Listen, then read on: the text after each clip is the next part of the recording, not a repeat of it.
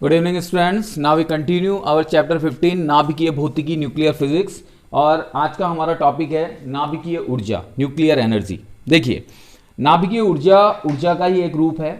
ऊर्जा के बहुत सारे रूप होते हैं, ध्वनि ऊर्जा, यांत्रिक ऊर्जा, इसके अलावा ऊष्मीय ऊर्जा। तो नाभिकीय ऊर्जा भी ऊर्जा के एक रूप में से आता है। नाभिकीय ऊर्जा होती क्या है, पहले हम इस चीज़ को समझें। तो जब हम नाभिक की बात करते हैं तो नाभिक के अंदर जो मूल कण होते हैं वो प्रोटॉन और न्यूट्रॉन होते हैं, ठीक है। तो उन प्रोटॉनों और न्यूट्रॉनों के बीच में जो रासायनिक अभिक्रियाएं होती हैं, या जो हम कह सकते हैं कि चेंजेस आते हैं, परिवर्तन आते हैं, परस्पर एक दूसरे के साथ में वो अन्योन्य क्रियाएं करते हैं, तो उन अन्योन्य क्रियाओं के दौरान उत्पन्न होने वाली जो ऊर्जा है वो ऊर्जा नाभिकीय ऊर्जा कहलाती है। अब ये नाभिकीय ऊर्जा हमें दो तरीके से भी प्राप्त हो सकती है। या तो नाभिकीय विखंडन हो। नाभिकीय विखंडन का मतलब कि या तो कोई भारी नाभिक हल्के नाभिकों में टूटे तो नाभिकीय ऊर्जा मुक्त होती है, या फिर दो हल्के नाभिक जुड़कर एक भारी नाभिक बना लें, संलयन, जिसे हम क्या कहते हैं, नाभिकीय संलयन। तो नाभिकीय संलयन की क्रिया में भी ऊर्जा मुक्त होती है। तो हम यहां पर यह कहते हैं कि नाभिकीय विखंडन और नाभिकीय संलयन दो ऐसी क्रियाएं हैं जिनमें ऊर्जा मुक्त होती है, और इन दोनों ही प्रकार की ऊर्जाओं को हम क्या नाम देते हैं, नाभिकीय ऊर्जा कहते हैं। नाभिकीय अभिक्रियाओं के दौरान जो ऊर्जा प्राप्त होती है वो अत्यधिक होती है, मतलब उसकी मात्रा बहुत ज्यादा होती है, और इसीलिए हम उसको मेगा इलेक्ट्रॉन वोल्ट कोटि में लेते हैं। किस में लेते हैं? मेगा इलेक्ट्रॉन वोल्ट कोटि में, ठीक है। दूसरी चीज, यहां पर हम जब बात करते हैं नाभिकीय अभिक्रियाओं की, तो नाभिकीय अभिक्रियाओं के दौरान मुक्त होने वाली ऊर्जाएं जो होती हैं वो विध्वंसकारी भी होती हैं और शांतिपूर्ण कार्यों में उपयोग करने वाली भी होती है। जैसे परमाणु बम, तो परमाणु बम क्या है, नाभिकीय ऊर्जा का एक विध्वंसकारी रूप है। और नाभिकीय रिएक्टर जो बिजली उत्पन्न करता है, यह नाभिकीय ऊर्जा का एक शांतिपूर्ण, या यूं कह सकते हैं कि सामाजिक परिदृश्य में उपयोगी रूप है। तो हम यहां पर यह कहते हैं कि जो नाभिकीय ऊर्जा है, नाभिकीय ऊर्जा मेगा इलेक्ट्रॉन वोल्ट कोटि की होती है। और यहां पर जब हम ऊर्जा स्रोतों की बात करते हैं तो ऊर्जा स्रोतों में जो सौर ऊर्जा होती है, सौर ऊर्जा मतलब सूर्य से मिलने वाली ऊर्जा, वो नाभिकीय ऊर्जा का मूल स्रोत है, ठीक है। जो सौर ऊर्जा का स्रोत है वो नाभिकीय ऊर्जा का आपके मूल स्रोतों में से एक स्रोत है, ठीक है। तो यहां पे हम अब नाभिकीय ऊर्जा को डिस्कस कर रहे हैं, तो हम यहां पर ये कह सकते हैं कि नाभिक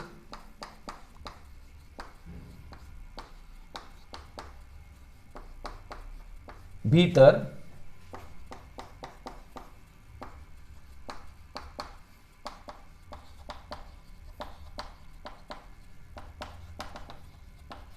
नाभिकीय अभिक्रियाओं के कारण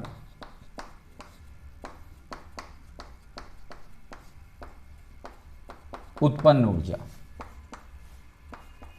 ठीक है। दूसरा,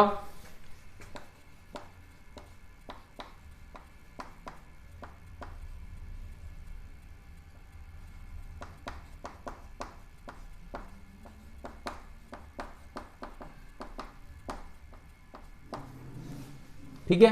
तीसरा,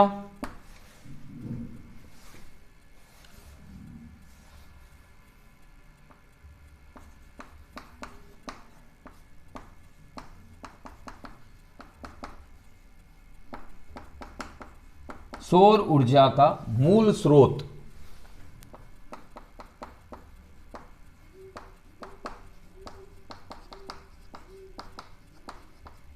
नाभिकीय ऊर्जा ही है, ठीक है। तो नाभिकीय ऊर्जा के तीन हम गुण बोल सकते हैं, डेफिनेशन बोल सकते हैं कि नाभिक के भीतर नाभिकीय अभिक्रियाओं के कारण उत्पन्न ऊर्जा नाभिकीय ऊर्जा कहलाती है। यह मेगा इलेक्ट्रॉन वोल्ट कोटि की होती है। और जो सौर ऊर्जा होती है, यानी जो सूर्य से प्राप्त ऊर्जा होती है, उस सौर ऊर्जा का मूल स्रोत कौन होता है? आपका नाभिकीय ऊर्जा, ठीक है। चलिए, अब नाभिकीय ऊर्जा, अच्छा इसमें एक चीज और लिख सकते हैं हम, यह ऊर्जा नाभिकीय विखंडन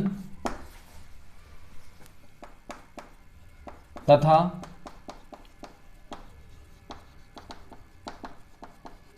नाभिकीय संलयन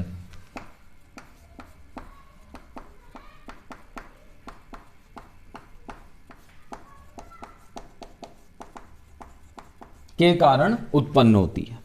ठीक है, तो ये आपके नाभिकीय ऊर्जा का एक ब्रीफली डेफिनेशन हो गई, उसकी जानकारी हो गई। अब हम टॉपिक लेते हैं यहां पे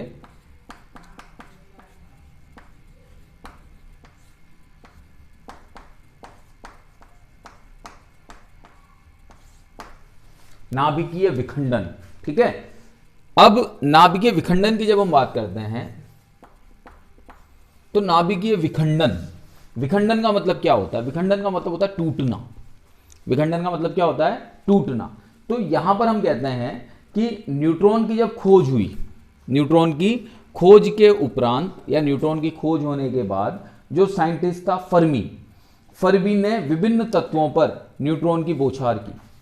ठीक है, फर्मी ने क्या किया? न्यूट्रॉन की पहले तो खोज की, और न्यूट्रॉन की खोज फर्मी ने नहीं की, न्यूट्रॉन की खोज हुई, चैडविक ने की थी। न्यूट्रॉन की खोजों के बाद फर्मी ने उन न्यूट्रॉनों की बौछार विभिन्न तत्वों पर की, और विभिन्न तत्वों पर उन्होंने न्यूट्रॉनों की बौछार करके कई प्रकार के रेडियो एक्टिव तत्व प्राप्त किए। ठीक है, फर्मी ने यह बताया, या फर्मी के अनुसार न्यूट्रॉन जो होता है वो उदासीन होता है, और अगर ये उदासीन है तो ये किसी भी आवेश से प्रभावित नहीं होगा। तो जब उन्होंने न्यूट्रॉन की बौछार तत्वों पर की तो वो न्यूट्रॉन आसानी से नाभिक तक पहुंच गए। आसानी से नाभिक तक पहुंचने का कारण क्या था? नाभिक कौन सा आवेशित होता है? धनावेशित। न्यूट्रॉन पर कौन सा आवेश है? उदासीन है, कोई आवेश नहीं होता। तो दैट मीन्स नाभिक न्यूट्रॉन को प्रभावित नहीं करेगा, उसके ऊपर अपना कोई प्रभाव नहीं डालेगा। तो न्यूट्रॉन उदासीन होने के कारण से नाभिक के सतह पर चला जाता है, नाभिक की सतह तक पहुंच जाता है। वो किसी भी कूलाम्ब प्रतिकर्षण बल का अनुभव नहीं करता, उसके ऊपर कोई प्रतिकर्षण बल काम नहीं करता। ठीक है, तो हम क्या कहते हैं कि मंदगामी जो न्यूट्रॉन होते हैं, धीमी गति से चलने वाले जो न्यूट्रॉन होते हैं, वो मंदगामी न्यूट्रॉन भारी नाभिकों के अंदर आसानी से प्रवेश कर जाते हैं, क्योंकि वो उदासीन है, उस पर नाभिक कोई प्रभाव नहीं डाल रहा है। तो मंदगामी न्यूट्रॉन, धीमे चलने वाले न्यूट्रॉन आसानी से नाभिक के अंदर प्रवेश कर जाते हैं और अंदर पहुंचकर अंतःक्रिया करना शुरू कर देते हैं। ठीक है, अब जब वो अंतःक्रिया करना शुरू करेंगे तो क्या होगा? हम यहां पर ये कहते हैं कि जो न्यूट्रॉन आ रहे हैं, उन न्यूट्रॉन को गति के लिए कुछ ना कुछ ऊर्जा तो चाहिए। तो हम यहां पर ये कहते हैं कि इन नाभिकीय अभिक्रियाओं के लिए जो न्यूट्रॉन काम में लिए जाते हैं वो न्यूट्रॉन तापीय न्यूट्रॉन होते हैं। दैट मीन्स उन न्यूट्रॉनों को कुछ थर्मल एनर्जी दी जाती है, कुछ तापीय ऊर्जा दी जाती है। तो नाभिकीय अभिक्रियाओं के लिए तापीय न्यूट्रॉन उपयुक्त होते हैं। उस थर्मल एनर्जी से वो काइनेटिक एनर्जी लेते हैं, गतिज ऊर्जा लेते हैं, और गतिज ऊर्जा लेकर वो भारी नाभिक की ओर बढ़ते हैं और उसके अंदर प्रवेश कर जाते हैं। ठीक है, तो अब अगर हम तापीय न्यूट्रॉन को परिभाषित करें तो तापीय न्यूट्रॉन होते क्या हैं? तो तापीय न्यूट्रॉन वे न्यूट्रॉन होते हैं जो कक्ष ताप पर, कमरे के ताप पर द्रव्य के साथ, पदार्थ के साथ तापीय साम्य की अवस्था में रहते हैं। यानी जितना पदार्थ का टेम्परेचर है उतने ही टेम्परेचर पर वो कमरे के ताप पर पहुंच जाते हैं, जिसके कारण से वो आसानी से नाभिक के अंदर प्रवेश कर जाते हैं। क्योंकि अगर उनका ताप बढ़ गया तो ताप बढ़ने से गतिज ऊर्जा बढ़ जाएगी, गतिज ऊर्जा बढ़ गई तो वो बहुत तेजी से जाएंगे, और तेजी से जाने पर यह भी हो सकता है कि वो नाभिक से टकराकर प्रकीर्णित हो जाए, उसमें घुस ही नहीं पाए, या इतनी तीव्रता से जाएं कि वो उससे आर पार ही निकल जाएं। तो यहां पर हमें कैसे न्यूट्रॉनों की आवश्यकता होती है? मंदगामी न्यूट्रॉनों की आवश्यकता होती है। ठीक है, और मंदगामी न्यूट्रॉनों में भी कौन से न्यूट्रॉन होते हैं? तापीय न्यूट्रॉन। अब यहां पर यह किया गया, जब इस प्रैक्टिकल को करके देखा गया तो उस प्रैक्टिकल में यह किया गया कि यूरेनियम लिया गया, और यूरेनियम पर जब तापीय न्यूट्रॉन की बौछार की तो न्यूट्रॉन यूरेनियम नाभिक द्वारा अवशोषित हो गया। ठीक है, देखते हैं एक रिएक्शन देखते हैं हम। सबसे पहले हमने यूरेनियम लिया 92U235। इस यूरेनियम पर हमने न्यूट्रॉन की बौछार की। न्यूट्रॉन क्या होता है? 0n1। जब आपने इस यूरेनियम पर न्यूट्रॉन की बौछार की तो न्यूट्रॉन इस यूरेनियम के द्वारा अवशोषित हो गया, और अवशोषित होकर इसने क्या बनाया? 92U236। ये जो नाभिक बना, ये जो यूरेनियम का नया समस्थानिक बना या नया तत्व बना, ये एक अस्थायी नाभिक था, अस्थायी तत्व था, ठीक है। और अस्थायी नाभिक होने की वजह से ये यहां पर ज्यादा देर तक स्थायी नहीं रह पाया, ज्यादा देर तक टिक नहीं पाया और अपने आप ही दो भागों में डिवाइड हो गया, दो भागों में टूट गया, क्योंकि अस्थायी था। और ध्यान रखिएगा, कोई भी तत्व अगर अस्थायी है तो ज्यादा लंबे समय तक वो नहीं रह सकता, ठीक है, वो ज्यादा लंबे समय तक नहीं रह सकता, उसको टूटकर स्थायित्व को प्राप्त करना ही पड़ेगा। तो जब यहां यूरेनियम के ऊपर तापीय न्यूट्रॉनों की बौछार की गई तो यूरेनियम ने इस न्यूट्रॉन का अवशोषण कर लिया और अवशोषण करके यूरेनियम 236 बना दिया। अब ये यूरेनियम 236 अस्थायी होने की वजह से स्वतः ही टूटा और स्वतः टूटकर इसने क्या बनाया, इसने बनाया एक तो बैरियम और एक क्रिप्टन। क्या बनाया, एक तो बनाया बेरियम और एक बनाया क्रिप्टन। तो बैरियम तो क्या था 56 141 और क्रिप्टन क्या था 36 92 और साथ साथ इसने 3 न्यूट्रॉन और मुक्त किए और अथाह मात्रा में ऊर्जा मुक्त की। तो ये जो पूरी की पूरी रिएक्शन थी, ये रिएक्शन क्या कहलाई आपकी, नाभिकीय विखंडन।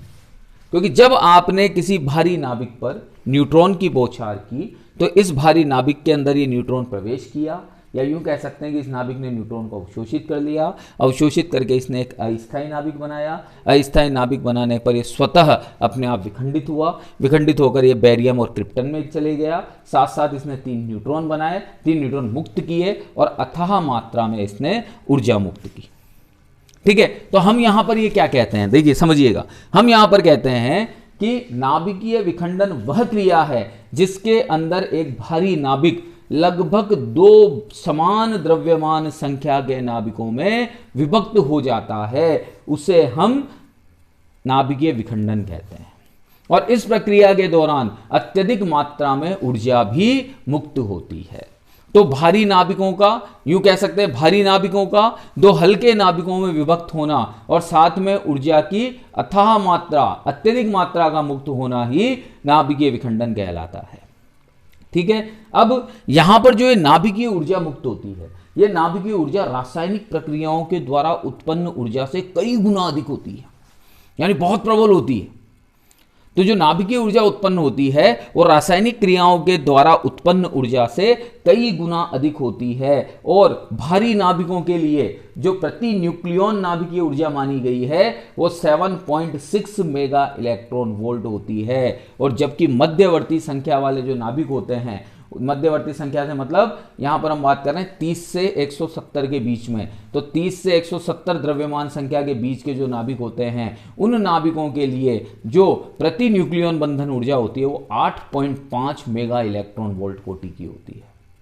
यानी इतनी अथाह ऊर्जा यहां नाभिकीय अभिक्रियाओं के दौरान मुक्त होती है, ठीक है। अब यहां पर हम ये कहते हैं कि जब इस यूरेनियम का विखंडन हुआ तो इस यूरेनियम के विखंडन से कितनी ऊर्जा प्राप्त हुई, तो इस यूरेनियम के विखंडन से लगभग 200 मेगा इलेक्ट्रॉन वोल्ट ऊर्जा प्राप्त होती है।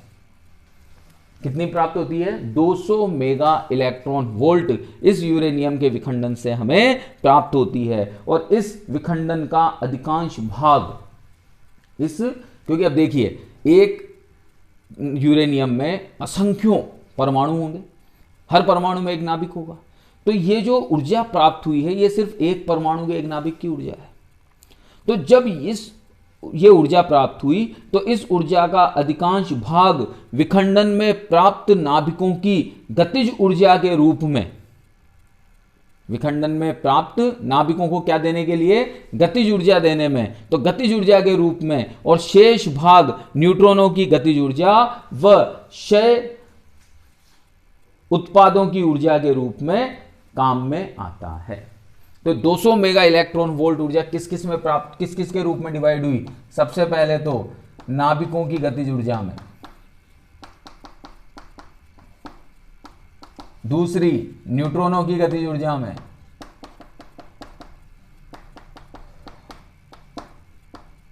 और तीसरी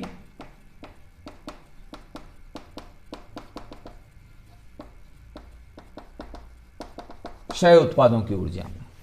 तो इस 200 मेगा इलेक्ट्रॉन वोल्ट की जो ऊर्जा है, इस 200 मेगा इलेक्ट्रॉन वोल्ट की ऊर्जा का उपयोग या उसका जो कह सकते हैं हम कि डिवाइडेशन किस किस रूप में हुआ, नाभिक की गतिज ऊर्जा के रूप में, न्यूट्रॉन की गतिज ऊर्जा के रूप में और क्षय उत्पादों की ऊर्जा के रूप में काम में आता है।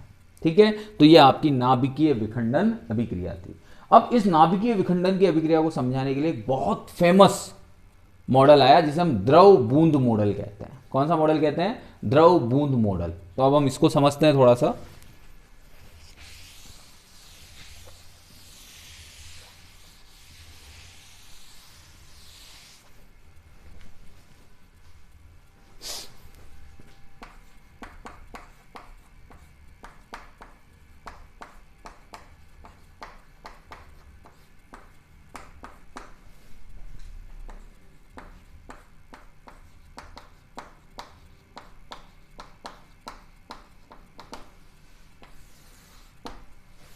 बोर तथा व्हीलर का द्रव बूंद मॉडल। अब बोर तथा व्हीलर के द्रव बूंद मॉडल की हम बात करते हैं तो यहां द्रव बूंद प्रतिरूप में, हम यहां पर द्रव बूंद प्रतिरूप की बात कर रहे हैं, यानी बोर और व्हीलर ने नाभिकीय विखंडन को समझाने के लिए द्रव बूंद प्रयोग का उपयोग किया।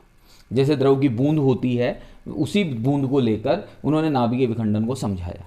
तो इस मॉडल के अनुसार हम ये कहते हैं कि द्रव बूंद प्रतिरूप के अंदर नाभिक को कैसा माना गया? नाभिक को गोलाकार आवेशित द्रव बूंद के समान माना गया। तो पहले मैं कुछ चीजें लिख देता हूं यहां पर कि पहले तो किसने खोज की इसकी? बोर तथा व्हीलर ने।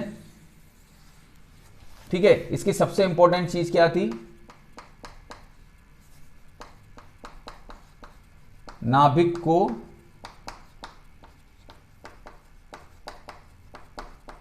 आवेशित गोलाकार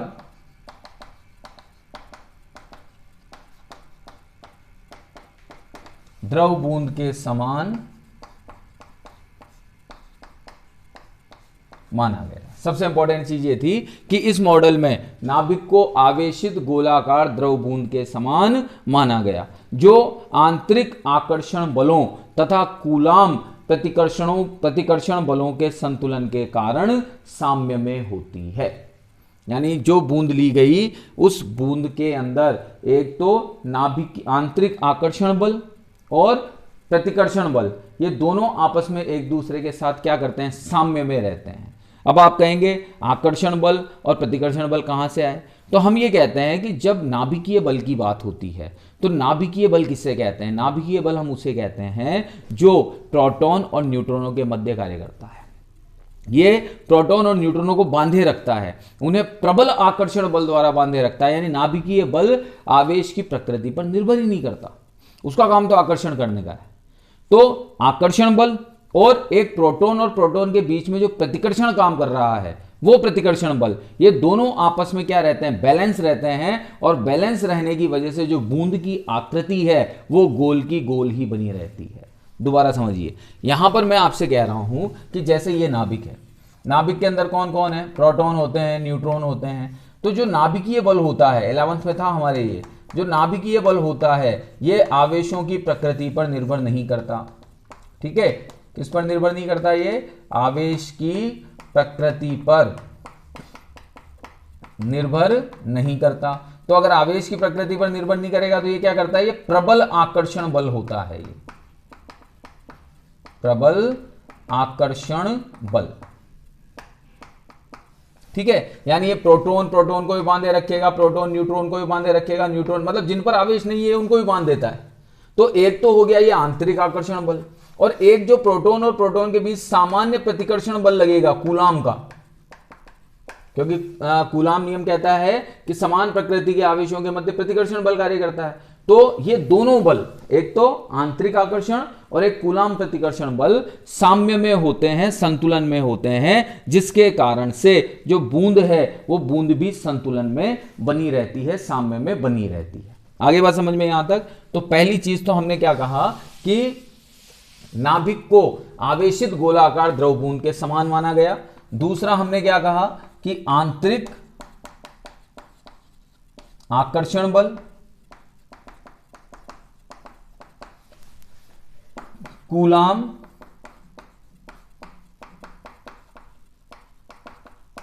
प्रतिकर्षण बलों के साथ संतुलन में होते हैं, जिससे बूंद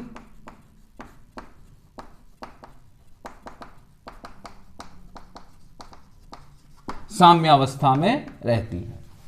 ठीक है, हो गया ये भी। अब इसके बाद आगे ये कहा गया कि जैसे यूरेनियम 235 जैसा एक भारी नाभिक है, और जब इस यूरेनियम 235 जैसे भारी नाभिक पर एक मंद न्यूट्रॉन की बौछार की जाएगी, तो ये भारी नाभिक उस मंद न्यूट्रॉन को क्या कर लेगा, अवशोषित कर लेगा। अभी हमने इससे पहले रिएक्शन में देखा। तो जब यूरेनियम 235 जैसे भारी नाभिक पर मंद न्यूट्रॉन की बौछार होती है, तो ये मंद न्यूट्रॉन को अवशोषित कर लेता है, और जब यह मंद न्यूट्रॉन को अवशोषित कर लेगा तो इसकी नाभिकीय न्यूक्लियनों से संबद्ध स्थितिज ऊर्जा नाभिक की आंतरिक उत्तेजन ऊर्जा में बदल जाएगी।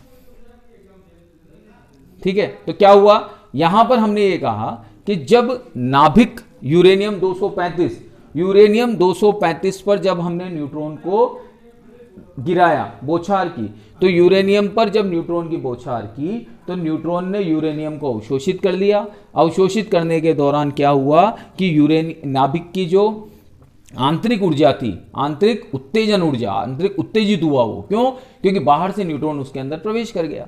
तो नाभिक की आंतरिक उत्तेजन ऊर्जा बढ़ गई, और नाभिक की आंतरिक उत्तेजन ऊर्जा बढ़ने से नाभिक में भीषण कंपन होने लगा। ठीक है, आगे मेरी बात समझ में, क्या कह रहा हूं मैं कि जब यूरेनियम 235 के भारी नाभिक पर हमने न्यूट्रॉन की बौछार की, तो उस न्यूट्रॉन को उस भारी नाभिक ने अवशोषित कर लिया। अवशोषित करने से नाभिक के अंदर की जो कणीय व्यवस्थाएं थी उनमें परिवर्तन हुआ, स्थितियों में परिवर्तन हुआ। तो वो स्थितिज ऊर्जा किस रूप में परिवर्तित हो गई, नाभिक की उत्तेजन ऊर्जा में। उसने नाभिक को एक्साइटेड कर दिया, और जब उसने नाभिक को एक्साइटेड किया तो एक्साइटेड करने से उस उत्तेजन ऊर्जा के कारण से नाभिक में भीषण कंपन होने लगे। क्या होने लगा, भीषण कंपन होने लगा। और जब नाभिक के अंदर भीषण कंपन होने लगा तो इस कंपन के कारण नाभिक में एक छोटी सी ग्रीवा उत्पन्न हो गई, एक गर्दन उत्पन्न हो गई। जो पहले गोलाकार था, अब उस गोलाकार में कंपन होने की वजह से वहां पर एक छोटी सी गर्दन और बन गई। ठीक है, तो मैं इसका एक डायग्राम भी साथ साथ बनाते चलता हूं, देखिएगा। सबसे पहले यहां लिख लेते हैं, पहले इसको हमने क्या किया, यूरेनियम 235 के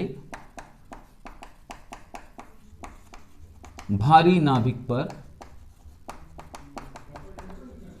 न्यूट्रॉन की बौछार की, जिससे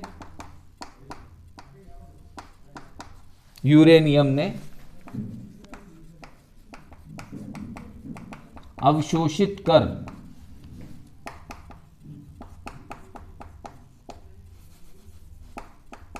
नाभिक में उत्तेजन ऊर्जा उत्पन्न कर दी। ठीक है, इस उत्तेजन ऊर्जा की वजह से क्या हुआ,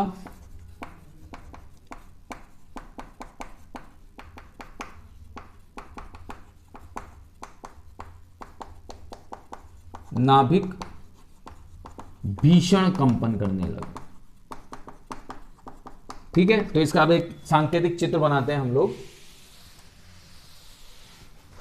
सबसे पहले हमने एक सिंपल नाभिक लिया, द्रव बूंद के समान।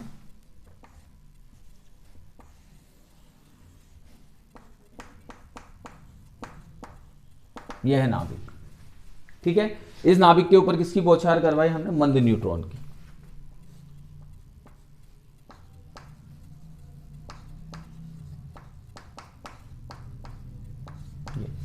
मंद न्यूट्रॉन अगर किससे गिरा, नाभिक पर गिरा। न्यूट्रॉन के अवशोषण के पश्चात क्या होने लगा, नाभिक के अंदर तीव्र कंपन होने लगा। तो यह तो नाभिक की मूल अवस्था थी, और यह कंपायमान अवस्था हो गई, यानी ये नाभिक यूं वाइब्रेशन करने लगा, यूं ऊपर नीचे कंपन होने लगा, तीव्र कंपन। तो यहां हम लिखते हैं न्यूट्रॉन अवशोषण के पश्चात नाभिक में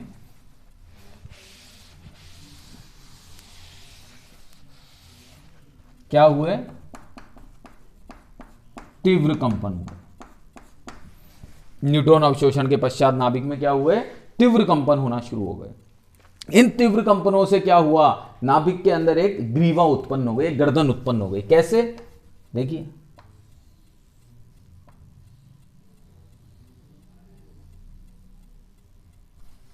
ये नाभिक के अंदर क्या उत्पन्न हो गई? एक गर्दन उत्पन्न हो गई। तो ये कैसी आकृति बन गई? यहां पर डंबलाकार आकृति बन गई। ठीक है, डंबलाकार आकृति बन गई। अब डंबलाकार आकृति बनी, भीषण कंपन हुए, भीषण कंपनों के कारण से नाभिक की ग्रीवा उत्पन्न हो गई। अब यदि परिस्थितियां अनुकूल रही, अगर परिस्थितियां अनुकूल रही, तो धीरे धीरे ये कंपन इतने ज्यादा प्रबल हो गए कि कंपनों के प्रबल होने की वजह से ये नाभिक दो भागों में विखंडित हो गया। यानी इनकी स्थितियां कुछ इस तरह से हो गई।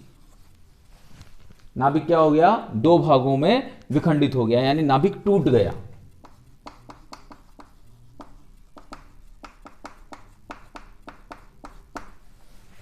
ठीक है, अब यहां पर हम ये कहते हैं कि बोर और व्हीलर ने क्वांटम यांत्रिकी के गणनाओं के आधार पर बताया कि यूरेनियम 235 के नाभिक को टूटने के लिए जो आवश्यक ऊर्जा है वो 5.3 मेगा इलेक्ट्रॉन वोल्ट होती है, जो उसकी क्रांतिक ऊर्जा कहलाती है। यानी यूरेनियम 235 के विखंडन की जो न्यूनतम ऊर्जा होती है वो 5.3 मेगा इलेक्ट्रॉन वोल्ट होती है। और अगर हम 5.3 मेगा इलेक्ट्रॉन वोल्ट के किसी मंद न्यूट्रॉन को यूरेनियम के ऊपर गिरा देते हैं, उस पर आपतित कर देते हैं, तो उसके अवशोषण से, यूरेनियम ने न्यूट्रॉन का क्या किया? अवशोषण किया। तो न्यूट्रॉन के अवशोषण से प्राप्त उत्तेजन ऊर्जा, क्योंकि मैंने अभी बताया था कि जब वो न्यूट्रॉन का अवशोषण करता है नाभिक, तो अंदर उत्तेजन ऊर्जा उत्पन्न होती है जिससे वो भीषण कंपन करने लगता है। तो जब 5.3 मेगा इलेक्ट्रॉन वोल्ट का न्यूट्रॉन आपने नाभिक के ऊपर गिराया, नाभिक ने उसको अवशोषित किया, अवशोषित करने से उसमें उत्तेजन ऊर्जा उत्पन्न हुई। अगर यह उत्तेजन ऊर्जा क्रांतिक ऊर्जा से कम होती है तो फिर ऐसे न्यूट्रॉनों के द्वारा यूरेनियम का विखंडन संभव नहीं होता, क्योंकि विखंडन के लिए मिनिमम क्रांतिक ऊर्जा कितनी चाहिए आपको? 5.3 मेगा इलेक्ट्रॉन वोल्ट। तो अगर न्यूट्रॉन अवशोषण से 5.3 मेगा इलेक्ट्रॉन वोल्ट से कम ऊर्जा प्राप्त हो रही है, तो फिर उन न्यूट्रॉनों से नाभिक का विखंडन नहीं होगा। तो फिर क्या कहा गया कि फिर इस हेतु मंद की जगह तीव्रगामी न्यूट्रॉनों का उपयोग किया जाएगा। इस जगह पर किसका किया जाएगा? मंद की जगह तीव्रगामी न्यूट्रॉनों का हम उपयोग करेंगे। तो यही आपके बोर और व्हीलर का द्रव बूंद मॉडल था। ठीक है बेटा, अब नेक्स्ट क्लास में हम लोग नियंत्रित और अनियंत्रित श्रृंखला अभिक्रिया की बात करेंगे। तो नेक्स्ट वीडियो तक मिलते हैं। Thank you.